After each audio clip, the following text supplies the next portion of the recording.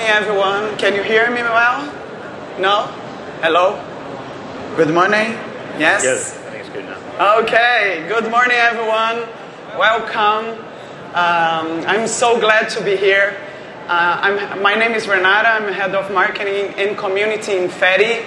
I've been around 5 years trying to bring Bitcoin to the masses, and I'm very honored to share this panel with you guys. So let's introduce our guests. Let them talk a little bit about what they do for Bitcoin as a marketeer in their companies and who they are. You, Mayur, please. Yeah, so Mayur Gupta, I'm the CMO at Kraken. We're one of the oldest and largest crypto exchanges in the world, about to celebrate our 13th anniversary this weekend, which is, for many categories, may not be a big deal. In crypto, that's a humongous feat. So very excited to be here, talk about Bitcoin and everything that this category is about to revolutionize in one of the most archaic worlds of finance and money. So excited to be here. Hi everybody, my name is Mike Germano. I'm the president over at Bitcoin Magazine, and what I luckily get to do for Bitcoin is constantly preach it. Hopefully you read Bitcoin Magazine. We've been doing that since 2012. We're crazy enough to try to run a Bitcoin conference like this, so thank you everybody for coming. Really appreciate that. And my main job is just to be the flavor flav for Bitcoin and constantly hype up the most beautiful brand the world has ever seen. My name is Haley, and I work at Spiral, which is an open source initiative at Block, and I do marketing there, and I also brought my friend Bitcoin. Hello. I just want to say something before we start. I want to say thank you, Mike, for bringing such an amazing event. In behalf of the Bitcoin community, it's very important. You persist on making this happen and Bitcoin being mainstream. Thank you so much for that. Thank you for everyone coming. If it wasn't for all of you and coming here to speak, thank you so much. For the people waiting on this long line, I kind of apologize, but if you want big speakers, you got to wait on big lines. So I apologize for that. We're doing everything we can. Thank you so much for everyone coming. Thank you. So let's go to the core of Bitcoin situation, marketing situation, right? So there is an element on Bitcoin brand that's very different from a regular brand. We are a decentralized brand. Nobody owns Bitcoin brand. So everyone can grab the logo and commercialize in any ways, right?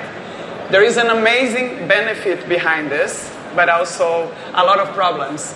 So Mike, I'm going to go straight to you. You trying to bring Bitcoin as a mainstream. What do you see as a benefit of being a decentralized brand in a negative point in this case? Yeah, so I was fortunate enough to have an agency that worked on Red Bull and Rolex and some of the biggest, most beautiful brands in the world, and they are particular about their brand and how they license it, how they use it. But they've had 100 years to build that up. Well, Bitcoin is not just a decentralized protocol, it's a decentralized brand. You look down that row right there, people selling every kind of Bitcoin on absolutely everything. How wonderful is that? They're able to start businesses on now. None of that money goes back to Bitcoin. There's no one to license. So the bad news being is they can do whatever they want with it. When you think about building a brand value, the white paper is our Bitcoin brand value. But the good news is, and I think what's very helpful for us, is the Bitcoin brand will never let you down. If someone does something bad with the Bitcoin brand, that was on them, right? But yet we get the positive, all the beautiful things that happen out of the Bitcoin brand. So, the fact that someone can sell this foam finger online, right? Like, that's good. The fact that, I'm sitting here and there's a Bitcoin yo-yo you can buy. These aren't freebies. These aren't like things they give away. Someone sells a Bitcoin yo-yo, right? The fact that you could literally still get, if you would like, a Bitcoin Pez dispenser. This is probably the first unlicensed thing, this sucks, but this is the first unlicensed thing that Pez has ever done, right? And once again, these are all these communities that now are embracing Bitcoin. They say that brand, we don't even know what it is, but that brand is so valuable. These people are so valuable. So once again, it's what everyone here, has built and used. The Bitcoin brand has made it something important that brands want to interact with it. And these are the biggest brands in the world. My Bitcoin Crocs, which I'm very proud of, that we sell at bitcoinmagazine.com. Pre-order now. This is the type of thing where these big brands, by embracing it, the rest of the world, we talk about making Bitcoin go mainstream. You like Crocs, you see that, what is that? You are Pez, people who collect Pez, your Pez dispenser, you know what that is. This event, which is streaming to 18 different countries, all over the world, this is what brings Bitcoin mainstream. And once again, when we show off the people behind it, that's what really kind of makes the Bitcoin brand. So we're so fortunate the people behind it really are connected to the values of the Bitcoin brand. Do you agree with him, Aaron? Yes, but I have another perspective on what is so unique about Bitcoin brand, just piggybacking on everything that Mike said. I do love all the swag here, and we're going to steal everything because my daughter is sitting right there, and she's eyeing everything that Mike is showing off here. But just taking a step back, one, to your question on the fact that it is decentralized, does that help us or not? I think the way you build a brand is by being absolutely honest and authentic to your values. And I don't think Bitcoin would be here if it had been centralized. Mm-hmm. If it did not live the values, even the brand building of Bitcoin, if it did not live the values of being absolutely permissionless, trustless, decentralized, it would not be here. But if you take a step back on what is the journey of building a brand, I think the best marketing is when your core product is your strongest marketing channel. Mm-hmm. When your core product drives virality, when your core product has network effects baked in, where the value of that product usage becomes more and more as your networks starts to adopt it. And I think there is no other brand in the last 4 or 5 decades that has brought that essence of brand building better than Bitcoin, where it continues to grow in stature because it continues to deliver on the promise, for the last 15 plus years. And that's how the brand for Bitcoin continues to build, through adoption, through proving the value proposition. And what we have to do as marketers is continue to educate the world about the new functionality and the capabilities, because most of the world still looks at Bitcoin on the surface, all the volatility, because they're standing at a distance. And it's our job now as the early adopters or the advocates to bring those people in by giving them an understanding of the substance of Bitcoin and not just the superficiality. Haley, tell us, what do you think about this perspective of being a decentralized brand in this case? There's definitely a lot of positives that come with being decentralized. There's no need to pay ask for approval. Those who have worked at big companies that it can be really hard just to get any type of material out, or it can be expensive. So just there's a lot of room for innovation just because people can move faster because there's no need to ask for approval, which is really good because it empowers diverse people all around the world to kind of create their own narratives and speak about Bitcoin as they wish, which has a lot of benefits compared to a single top-down approach that maybe a larger company may have. But some of the cons that also come with this decentralized approach is there is still a need for strategy and budget and creativity to make marketing successful, and it just happens to be that brands and maybe larger influencers already have that reach and that ability. So there needs to be better ways to empower some of the smaller voices and the grassroots communities to do effective marketing and to give them the tools to also be seen and heard. But then I want to push the negative side of this. So I go to Africa, Latin America, I sit with the normies or people that just heard about Bitcoin. And when they say to me, oh, Bitcoin, you guys are a bunch of scammers, right? There was this guy that was telling me that I'm going to make it rich with Bitcoin, and I trust on him, right? So do you think, for example, this focus on speculation, go to the moon, price of Bitcoin, help a lot on creating this negative branding around Bitcoin as well? I don't know. Who else who want to jump in? Yeah, I can share a perspective. I think it absolutely does. And personally, I'm not a big fan of that, because when you get people in a bullish market, in a bullish run, on this exuberance of prices going up, which they inevitably do, but we also know they inevitably do come down, which is nothing different from even TradFi markets. But when people only come in to get rich, these are the ones who get very disappointed and dissuaded and don't understand the category the moment the markets go south. There's another element of, as Mike and Haley were talking about, how different brands bring Bitcoin in their own way. Another downside of that is a lot of those people, a lot of those brands and businesses, when they portray Bitcoin, for example, as a gold coin across all channels, when they see there's a massive population in the world that still doesn't understand what this really is, because it's not the most easy thing to understand and grasp. For them, this is still this shiny object. For them, perhaps they still believe it's a gold coin that somebody will get and it'll keep increasing. So I think the one challenge or downside of being absolutely decentralized is there are no guardrails. So there's all kinds of perspectives, and we are all vulnerable. We will absorb what is most clear to us and what we want to see. And that creates that misunderstanding on the superficiality of this great technology that exists.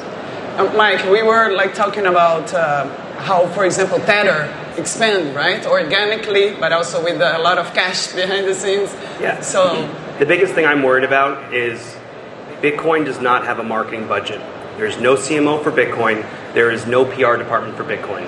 When the press wants to write negatively about Bitcoin, they don't know who to turn to. When they want to write negatively about Facebook, they call their PR department. They do a spin. The CMO has a huge budget that they put and say, this is why Bitcoin is so great for you and your family, right? And once again, we're so lucky that exchanges are able to use their marketing, right? Now, once again, they market Bitcoin, which is great, but they have a lot of them have other cryptocurrencies. We all know this is a Bitcoin-only conference, right? I totally get it. But the biggest fear I have is other people use the Bitcoin brand to get you in, and they're selling you some other altcoin, right? We fight all day in our own community about altcoin or Bitcoin. I want to point out that we try to do our best. As the Bitcoin conference, we don't allow any altcoins to advertise here. We turn down about $25 million a year. People want to do it. We let them do it everywhere else. But we try to make sure that people don't get persuaded by something else. And we've all had that. We've all had a family member that got excited and they got an email and they bought something on PayPal and they believe that Bitcoin let them down. Mm-hmm. We all know that it's not the case, right? So the issue is they don't know who to even call, to check, is this someone that's worthy? You have to rely on media companies that, once again, first off, media companies are having a hard time just regular media companies evolving. How do you expect a super niche media company to be able to have enough money to actually report on this? So it's really difficult. I maybe sometimes joke that everyone always cares about the developers and giving them funds, but no one is putting together funds for marketing and properly informing the entire world of why this is so important. So obviously we're doing our part of Bitcoin Magazine. We have 12,000 articles and guides that we've written since 2012 that we're opening offices all around the world. We just launched Japan. We think that Satoshi would be proud. So we're doing our best to kind of translate and build those communities, but that becomes a huge part. And we're so lucky that there's major exchanges, and like Kraken has been around forever, that are actually being creative with how they're advertising. Mm-hmm. And we did the live halving, and we were so thankful that Kraken came along to help sponsor that. Without them, we would never have had that live halving. We had 500,000 people watching it. It was a really great thing. That would have never happened if it wasn't for Kraken. So we appreciate that, and they're advertising for something like that. So we're lucky we have exchanges. We're lucky we have hardware wallets that want to advertise. All that money is really just going to advertising Bitcoin. That's what's bringing everyone in. That's what's kind of really unique about this. And so I think it's more that everyone here has a responsibility to properly educate their friends and family, make sure they don't get scammed. I'm going to add something on the top of this. Can I make a funny comment? Yes. I think Mike just gave out a secret that Satoshi is dead and is one person up there. There you go. He knows. But Haley, so just adding something on the top of that might touch a little bit. It's the mainstream media too, right? This doesn't help at all as well. So when it's good topics, they they say crypto. When it's bad topics, they go straight to the Bitcoin point of this, right? So as a marketeers, how we can help this narrative or the separation, how you dissolve, how you see we can act around this. I do think that people who work in Bitcoin kind of do have a big responsibility in the ways that they speak about it online and with their friends, because that does translate to a larger message. And when there is just a lot of noise around the price and kind of number go up, I think we do just kind of get grouped into a larger crypto category, and that can be hard to change the way that Bitcoin is seen by the public. And so kind of something that we're doing at Spiral and with the Here Comes Bitcoin initiative is to kind of give this more friendly spin to Bitcoin, to just even make it a little more enticing to even learn about, because I think people just kind of, who aren't already in Bitcoin or crypto, just kind of dismiss it if it's not interesting to them. A lot of people just don't even find that narrative very interesting. And so just kind of making the brand a bit more like easier and approachable, I think will help translate the overall narrative to be better and also a bit more differentiated from like the other crypto market. And you could tell us who is sitting beside you, by the way, around the educational part that you guys been working? Yes, so this is Bitcoin. He is a plushie, and you can buy him at the Shamory booth, which is at B46.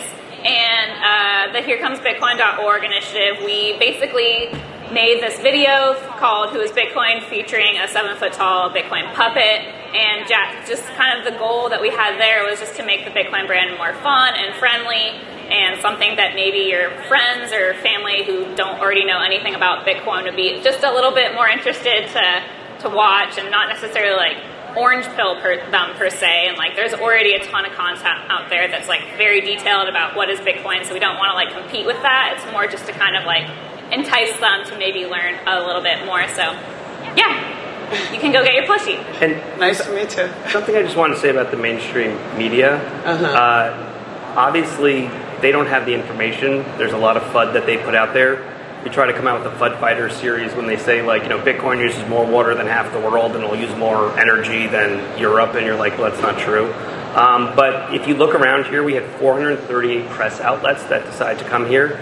We have major press outlets there. Once again, we can argue if Donald Trump here is good or a bad thing, but what it did bring was it brought a tremendous amount of mainstream press that are filming this, right now, and we've reached out to them. They're taking our articles and publishing them, whether it's the Daily Wire, whether it's, the Blaze and these conservative media outlets that have their own audience. They're saying, we don't even know how to report on this. And once again, their legal team's like, we don't even know what to do. We don't know how to go about this. FTX, they're all petrified what happened to FTX. They're saying, our legal team can't even touch this. And so we're saying, hey, look, you can take our articles, publish it. We don't even care. Just go ahead, NASDAQ, and all these other outlets. So, other people are doing the best, but I know it's easy to blame mainstream media, and I'm not a big fan. But the thing is, they don't even know how to do with with all the legal framework where it's so ambiguous. They have no idea how to even get into that space, how to report on it, how to take advertising for it. So there is that gray area that hopefully us as a community are going to continue to push. But do you guys see like a difficulty to explain, to create this dissociation of what is Bitcoin and what is crypto in the mainstream as well? Yeah, I don't know if it's that difficult, to be honest, but I absolutely agree it's very important. Because while we are all super excited and passionate about Bitcoin and its mission, that was the genesis of this entire movement, it is very important to explain to the world how every crypto is not the same thing. Like Bitcoin and Ethereum are not trying to solve the same problem. Solana and Ripple are trying to solve very different things. The architectures are very different. The way they work in simple ways is also very dramatically different. So if something is happening with Ethereum, it does not quite mean something is happening with Bitcoin. As a matter of fact, if something's being done by some bad players, which happens in every category, bad players like FTX, that doesn't mean Bitcoin is wrong. It's almost like saying if the electronic vehicles is burning because it overheated, cars are off, cars are bad, so stop driving cars. But it all boils down to the role that we all play in the community.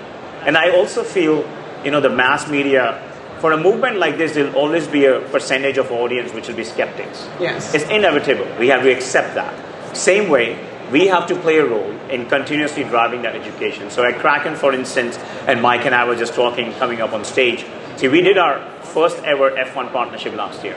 In our first ever race, we used the most primary real estate on the F1 Williams racing car, the nose, to actually put the Bitcoin white paper ordinal.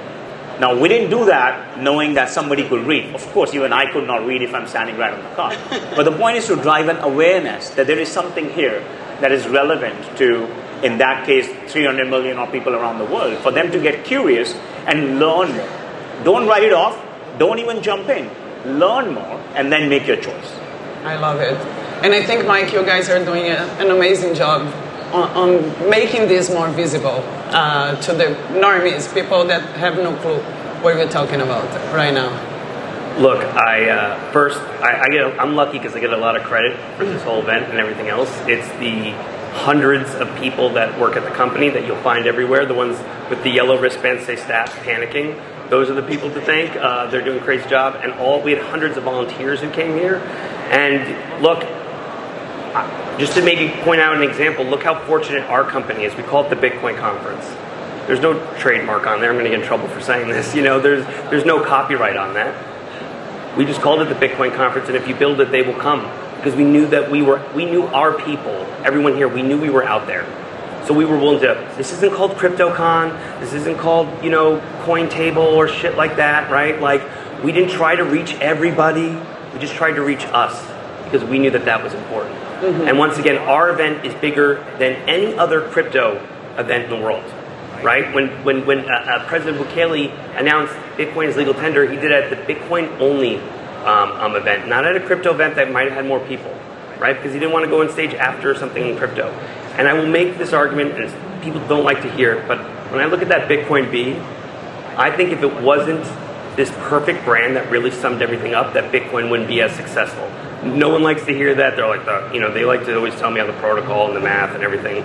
But like, this is really a welcoming brand. I mean, I hate to say it, the Ethereum logo sucks, right? Like, and I don't even know what it is, right? And like, I'm sorry. And I get it that Solana can have a huge marketing budget or other stuff like that, but like, genuinely, someone who made this and gave it away. And if you look on the Bitcoin forums, like, they were like, we need to have a better Bitcoin B. And there's like 7 of them, like these little logos.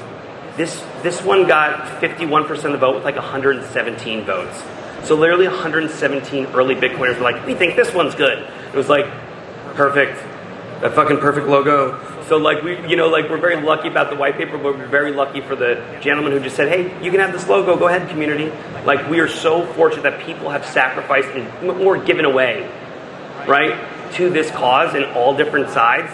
And whether it's a company giving away the most valuable real estate to put the white paper that someone else wrote, thank you. Or if it's, Spiral and other companies willing to defend against Craig Wright claiming that he wrote the white paper, which he didn't, and now he's guilty, and he's going to get sued, and it's even better. But like, you can't even claim it, right? So like, that's what's so beautiful about this. It's up to everyone here to try to protect it from, bad actors, I guess. Amazing. We are almost done here. Unfortunately, I think it's very important to highlight this type of conversation around the brand of Bitcoin is really rare. And we should bring this more because it has a real relevance for spreading Bitcoin around the globe, right? In the right way, or the best way. I don't know what is the right. But I want to ask you three, like, what is if you could pick like the top 3 initiatives that everyone should check right now in terms of branding, marketing. They're doing a great job talking about Bitcoin. Who do you guys would pick? Like, if you don't have top 3, top 1, whatever you feel like comfortable to share. You have any? You wanna start, Mayur? I can share 2. Okay. One is the Bitcoin magazine. I have to give it back. I think they've created a great platform, and more importantly, the content that's there. And second, because I'm closest to it and I live it every day, is everything that Kraken's been doing for 13 plus years and will continue to do for decades to come. And I can vouch for not only all the great product that we're building, but the amount of effort, conscious effort that we're putting to educate the world about the promise of crypto. Like, our first ever global campaign was not about Kraken. It was called See What Crypto Can Be. Because we didn't believe that we could go out there and just talk about Kraken until we felt the world got one step closer in truly understanding what Bitcoin is and what is the underlying ecosystem of crypto is. So if you haven't, check out Bitcoin Magazine and then download the Kraken app today. Mike, you. I'm going to put you in a big trouble right now. Yes. So luckily you already all bought tickets to my Bitcoin event, so I don't have to convince you what my favorite thing I want you to do is. But 2, the community is obviously our most important part. Bitcoin meetups are like the unsung hero of what happens in Bitcoin, and it's so impressive what they do with, like, once again, just love and heart. I think it's Tampa Bay, Bitcoin Bay, that made themselves a nonprofit. The energy there is awesome. They're great.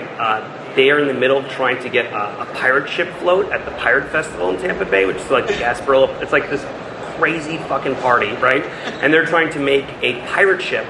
Now, I'm not saying like, squids and pirate ships go together or anything, but they're going to make the first ever Bitcoin pirate ship on this gigantic parade route.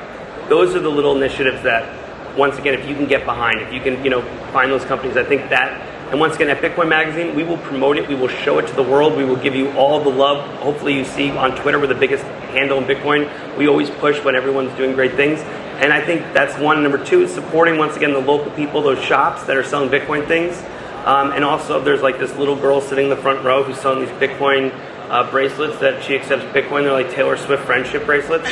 She might be my roommate, but she knows how to use Lightning. And once again, those little initiatives, that's what's going to empower these little Bitcoiners to, build this brand for the next 100 years. Haley, how about you? Your top initiatives? I mean, I obviously really like what Spiral's doing with Here Comes Bitcoin, but I think just a lot of these smaller initiatives that are making Bitcoin more accessible at the smaller scale are really great. I also love the human rights component with HRF and just making Bitcoin, really showing the value on that side as well. And then also kind of a bit separately about the work that the Bitcoin design community is doing to just help actual wallets and products and on the open source side just have better usability, because the usability aspect is super important with Bitcoin as well, just to help adoption. Amazing. Well, we need to cut the conversation right now, but this is just the beginning. Just before we finish up, I'm here. Okay, I'm trying to... in the ethical community spirit that Mike is so passionate about, I want to have a couple of questions from the audience. Okay. You guys are happy with that. Just 2 questions from the audience.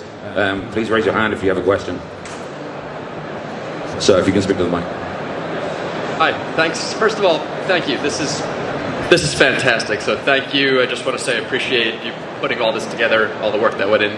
My question is, I guess it's a 2-part question. One, Wall Street, they do have marketing budgets, right? And we all know what's going on with those financial products. So is there any kind of cooperation? Has anyone reached out from that side of things? That's one. And the other is, I think everyone's very hopeful of a large jump in price action in the next, let's say, 12 to 18 months. And I'm really curious to know how you guys, as far as a marketing perspective, are preparing for that legitimate possibility. Thank you. Who wants to take this one? So I guess I'm going to get in a lot of trouble for what I'm about to say. But when we say Wall Street has marketing budgets, the ETFs came out. And there were some companies that worked extremely hard, financial companies over the years, to actually promote Bitcoin the right way. You see someone, even Van Eck or these other companies, and the one that came in and took all the market share was BlackRock. And we had conversations with them, and they wanted to buy a lot of inventory. And, I gave them the big sign, they were acting like, oh, look what we are doing for Bitcoin. We are giving this ETF. And I said, you haven't done shit. And I showed, the chat GPT, what has BlackRock said about Bitcoin? It was mostly like Ponzi scheme, this. And they just changed their tune because they could make money on it. So the problem was, we ended up turning them down as advertisers. It was a really tough decision for us to make.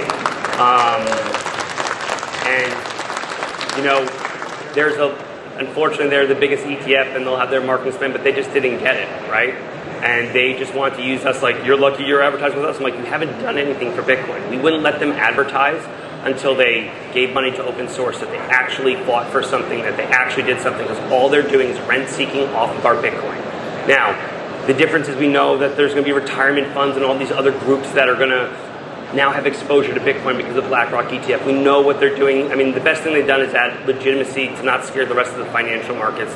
And of course, BlackRock is the 9,000-pound gorilla in a room that's bought and sold everybody. So, if they're on your side, they might be protecting Bitcoin in their dirty, shady rooms, but they can't advertise on our stuff.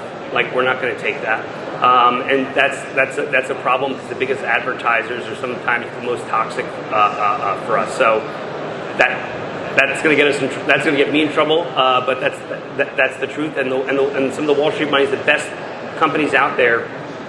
And they didn't get the biggest pickup on the ETF that really cared. So it's kind of unfortunate that way. So the Wall Street money's not really there as much as you think. So Mike's answered the tougher question. I'll very quickly answer the second one. So how do you plan for marketing in the next 12 to 18 months? And you are predicting is going up. I don't know, but that's your prediction, which is exciting. But see, at Kraken, for example, we don't quite plan for bears and bulls. We've been around and seen many bears and bulls. Of course, there are things you do, but for us, first and foremost, is absolute focus on our mission, which is to drive global adoption for crypto and absolutely drive financial and economic inclusion. When you do that, then you have things you do in a bear run. You go back into your dens, you continue to invest in product, keep getting ready until the market stabilizes. And then when you get into a bull run, you start to drive a lot more awareness because you know the appetite for people to come in is a lot stronger, and your focus is how do you remove friction for people to just come in. But continue to stay focused on the mission, build great products, be honest to who you are and why you exist, and make sure that your marketing message resonates and reflects that truly. So that's what you should expect from us, and I'm sure I'm speaking for both Haley and Mike as well. Amazing. Let's hear it for Haley, Mike, Mayur, and Renata. Okay, thank you guys. Thank you so much. Thank you.